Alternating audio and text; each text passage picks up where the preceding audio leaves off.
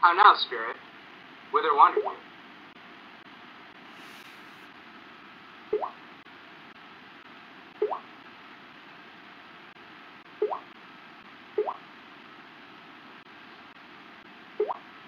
I said, how now, spirit? Whither wander you?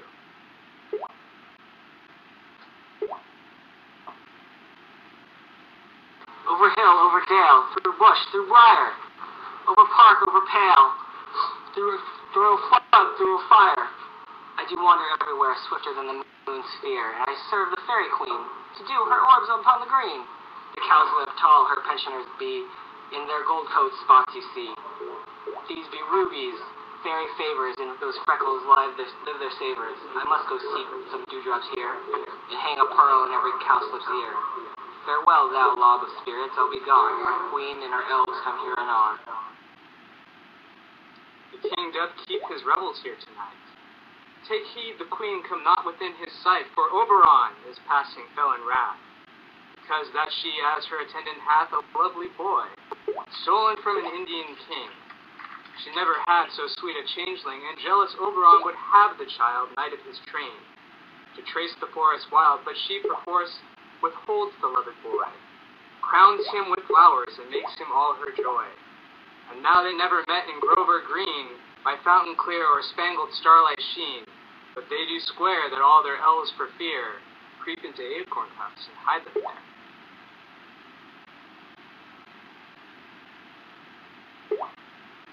Either, you hear me?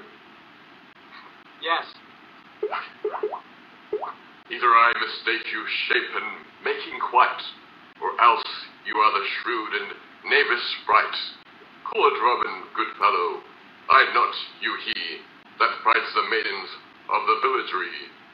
Skim milk, and sometimes labor in the quern, and bootless make the breathless housewife churn, and sometimes make the drake to bear no balm, mislead not wanderers, laughing at their harm.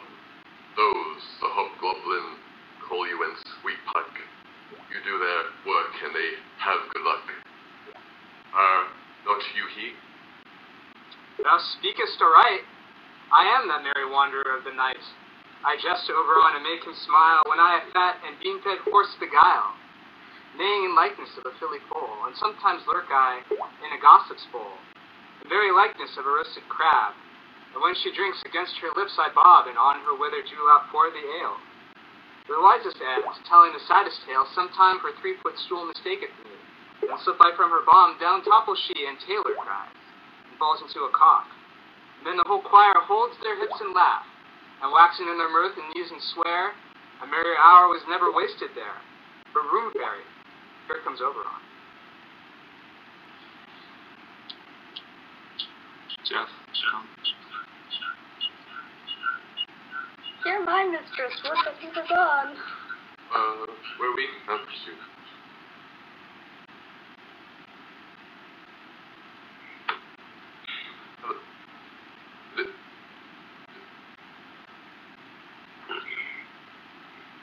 Who's line?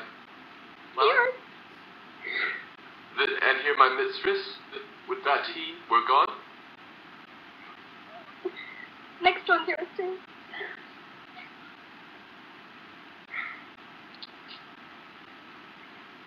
Ill met by moonlight, proud Titania. What, jealous Oberon? Fairies, skip hence. I have forsworn his bed and company.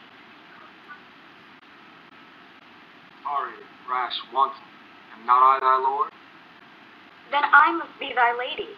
But I know when thou hast stolen away from fairyland, and in the shape of corn sat all day, playing on pipes of corn and versing love to amorous Phillida. Why art thou here, come from the farthest step of India? But that, forsooth, the bouncing Amazon, your busked mistress and your warrior love, to Theseus must be wedded, and you come to give their bed joy and prosperity? How canst thou thus for shame, Titania, glance at my credit with Hippolyta, knowing I know thy love to Theseus? Didst thou not lead him through the glimmering night, from Perigenia whom he ravished, and make him with fair Aisley break his faith with Ariadne and Antiopa? These are the forgeries of jealousy, and never since the middle summer spring met we on hill, in dale, forest, or mead, by paved fountain or by rushy brook, or in the beached margin of the sea, to dance our ringlets to the whistling wind.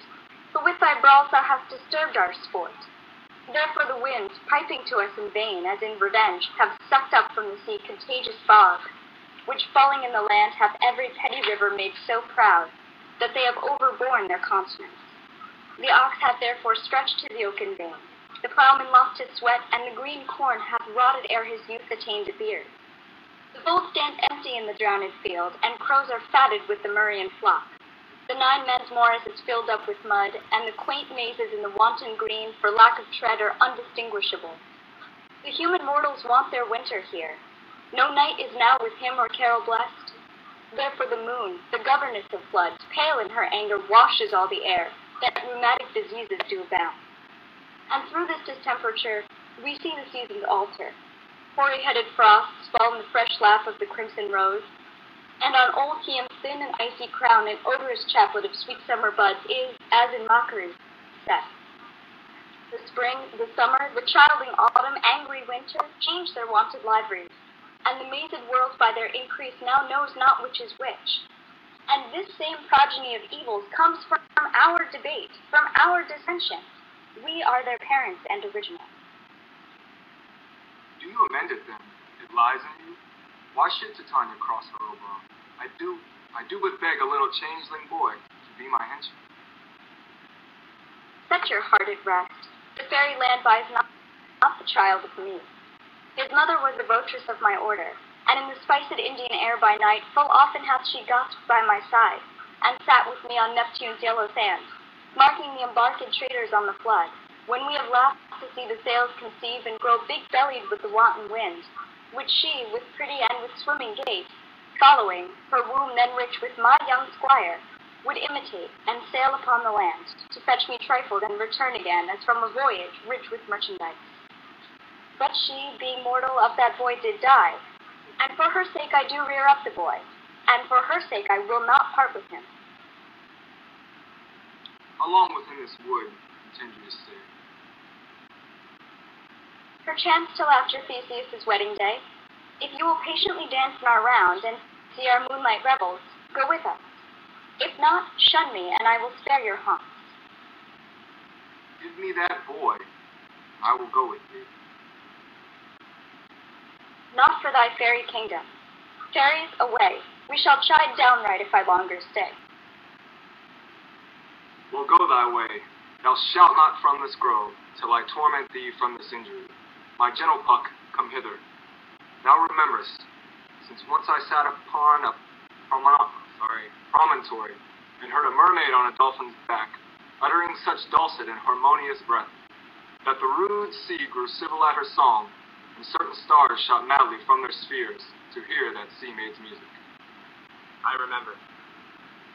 That very time I saw, but thou couldst not, flying between the cold moon and the earth, Cupid all armed, a certain aim he took, at a fairy vessel thrown by the west, and loosed his love shaft smartly from his bow, as it should pierce 100,000 hearts. But I see young Cupid's fiery shaft, quenched in the chaste beams of the watery moon, and the impartial votress passed on. In maiden meditation, fancy free, yet marked, I where the bolt of Cupid fell. It fell upon a little western flower, before milky white, now purple with love's wound. And maidens call it love in idleness. Fetch me that flower, the herb I shewed thee once. The juice of it on sleeping eyelids laid will make or man or woman madly droat upon the next live creature that it sees. Fetch me this herb, and be thou here again ere the Leviathan can swim a league. I'll put a girdle around the earth in 40 minutes. Having once this juice, I'll watch Titania when she is asleep, and drop the liquor of it in her eyes. The next thing then she waking looks upon, be it lion, bear, or wolf or bull, on meddling monkey, or on bushy ape, she shall pursue it with soul of love. And ere I take this charm from off her sight, as I can take it with another herb, I'll make her render up her page to me. But who comes here? I am invisible, and I will overhear their conference.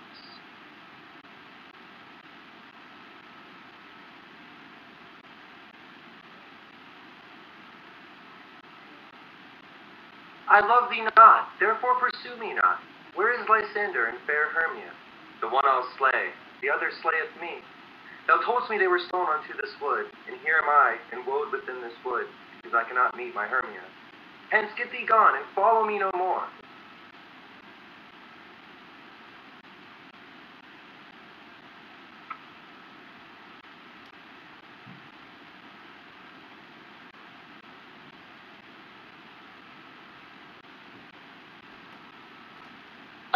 Shit!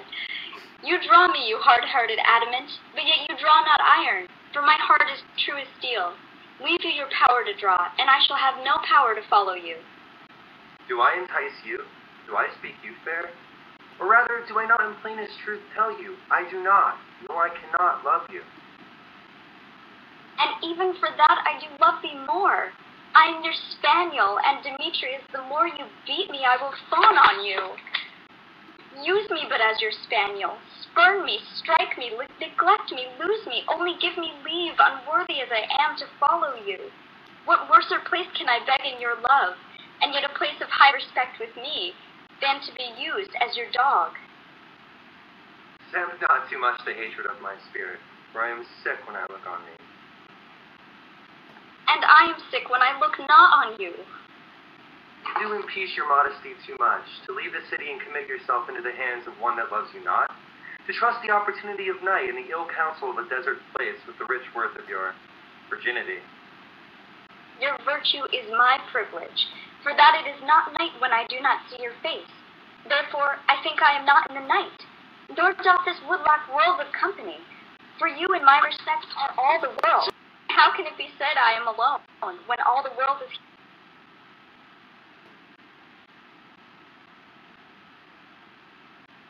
here to look on me? I'll run from thee and hide me in the brake.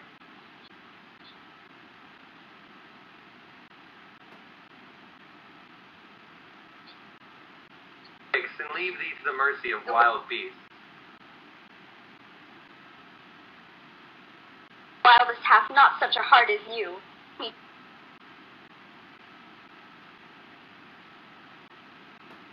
takes the chase. The dove pushed the tiger. Boot with Fie, Demetrius. Your wrongs do set a scandal on my sex. We cannot fight for love as men may do. We should be wooed, and we're not made to woo. I'll follow thee and make a heaven of hell, to die upon the hand I Fare thee well, nymph, ere he do leave this grove. Thou shalt fly him, and he shall seek thy love.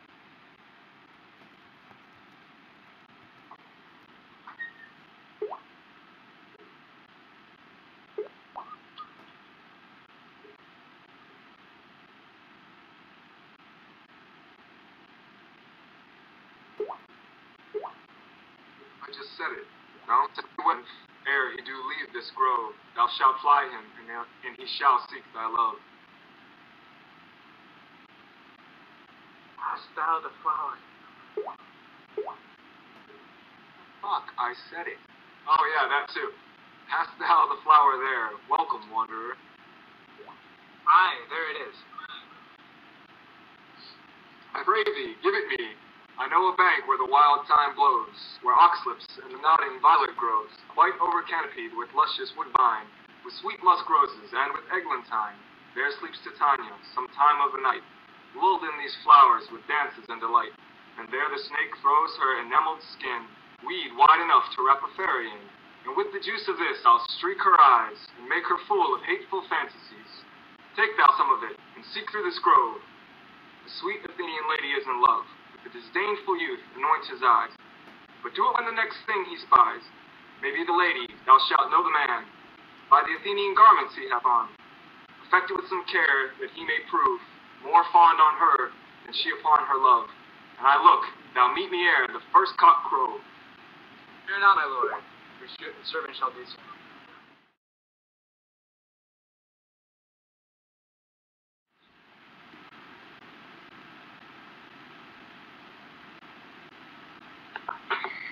Come now, a roundel and a fairy song.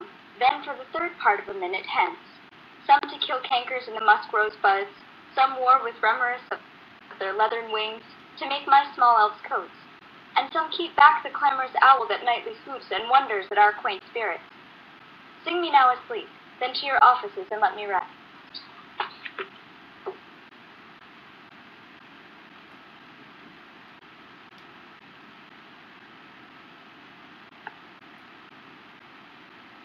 Fairy.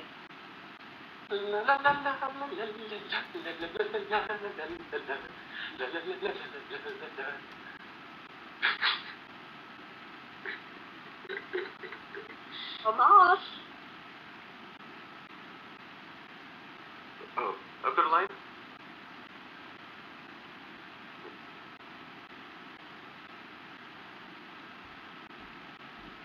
Sing. La la la la la la la.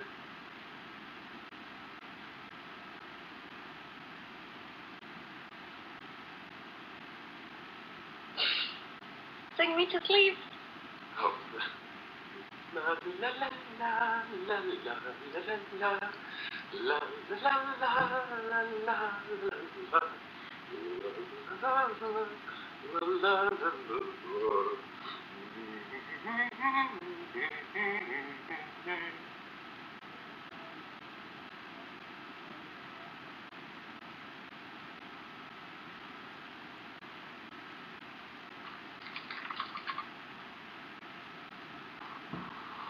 You spotted snakes with double tongue, thorny hedgehogs be not seen. Newts and blind ones do no wrong, come not near our fairy queen. Philomel with melody, singing our sweet lullaby. La la la la lullaby, la la la la lullaby. Never harm, nor spell, nor charm. Come our lady, lovely lady nigh, so good night with lullaby. Weaving spiders come not here, hence you long-legged spiders, hence. Beetles black approach not near, worm nor snail do no offense. Philomel with melody, etc.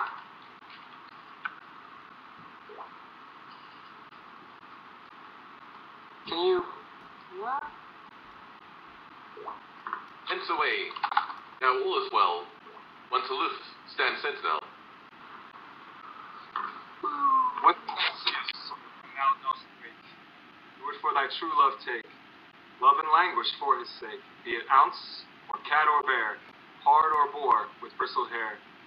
In thy eye that shall appear, when thou wakest, it is thy dear. Wait when some vile thing is near.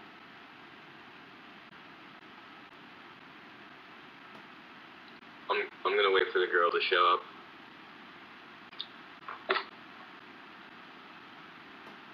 Fair love, you faint with wandering in the wood, and to speak truth, I have forgot our way. We'll rest us, Hermia, if you think it good, and tarry for the comfort of the day. Be it so, Lysander, find you out of bed, for I upon this bank will rest my head. One turf shall serve as a pillow for us both, one heart, one bed, two bosoms, and one trough. Nay, good Lysander, for my sake, my dear, lie further off yet, do not lie so near. Oh, take the sense sweet of my innocence. Love takes the meaning in love's conference. I mean that my heart unto yours is knit, so that but one heart we can make it, two bosoms interchained with an oath, so then two bosoms in a single trough. Then by your side no bedroom me deny, for lying so, Hermia, I do not lie. Lysander riddles very truthfully. Now much be sure my manners and my pride. If Hermia meant to say, Lysander lied. But, gentle friend, for love and courtesy, lie further off. In human modesty, such separation as may well be said, becomes a virtuous bachelor and a maid. So far be distant, and good night, sweet friend. Thy love never alters till thy sweet life ends. Amen, amen, to that fair prayer say I, and then end life when I end loyalty. Here is my bed, sleep give thee all his rest. With half that wish, the wisher's eyes be pressed.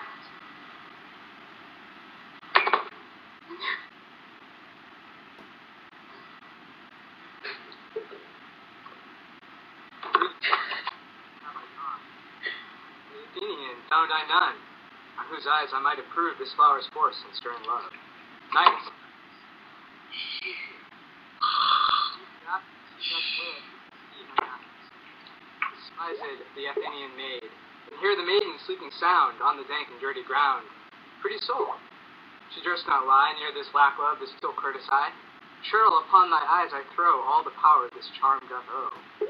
When thou wakest, let love forbid, sleep to seat on thy eyelid. So awake when I am gone, for I must now to Oberon. Stay, though thou kill me, sweet Demetrius. I charge thee hence, and do not haunt me thus. Oh, wilt thou darkling leave me? Do not so. Stay on thy peril, I alone will go. Oh, I am out of breath in this fond chase. The more my prayer, the lesser is my grace. Happy is Hermia, wheresoe'er she lies, for she hath blessed and attractive eyes. How came her eyes so bright? Not with salt tears. If so, my eyes are oftener washed than hers. No, I am as ugly as a bear, for beasts that meet me run away for fear. Therefore no marvel through Demetrius do as a monster fly my presence thus. What wicked and dissembling glass of mine made me compare with Hermia's fiery eyne? But who is here? Lysander on the ground? Dead or asleep? I see no blood, no wound. Lysander, if you live, good sir, awake. And run through fire, I will for thy sweet transparent Helena, nature shows art, that through thy bosom makes me sweep thy heart. Where is Demetrius? Oh, how fit a word is that vile name to perish on my sword. Do not say so, Lysander, say not so. Would though he love your Hermia? Lord, what though? Yet Hermia still loves you, then be content. Content with Hermia? No, I do repent. The tedious minutes I have with her spent, not Hermia, but Helena I love, who will not change a raven for a dove. This will of a man by his reason swayed, and reason says that you are the worthier maid. Things growing are not ripe until their season, so I, being young, till now ripe, not to reason, and touching now the point of human skill, reason becomes the marshal of my will, and leads me through to your eyes, where I overlook love's stories written in love's richest book. Wherefore was I to this keen mockery born? When at your hand stood I observed this scorn. Is not enough, young man, that I did never tie, but you must flout my insufficiency? Good troth you do me wrong, good sooth you do, in such disdainful manner me to woo. But fare you well, perforce I must confess, I thought you lord of more true gentleness. Oh, that a lady of one man refused, should of another therefore be abused. She sees not, Hermia, Hermes, sleep thou there, and never mayst thou come Lysander near. For, as a surfeit of the sweetest things, deepest loathing to the stomach brings, or as these heresies that men do leave, are hated most of those they did deceive. So thou, my surfeit, and my hearsay, of all be hated, but the most of me, and all my powers address your love and might, to honor Helen, and to be her knight.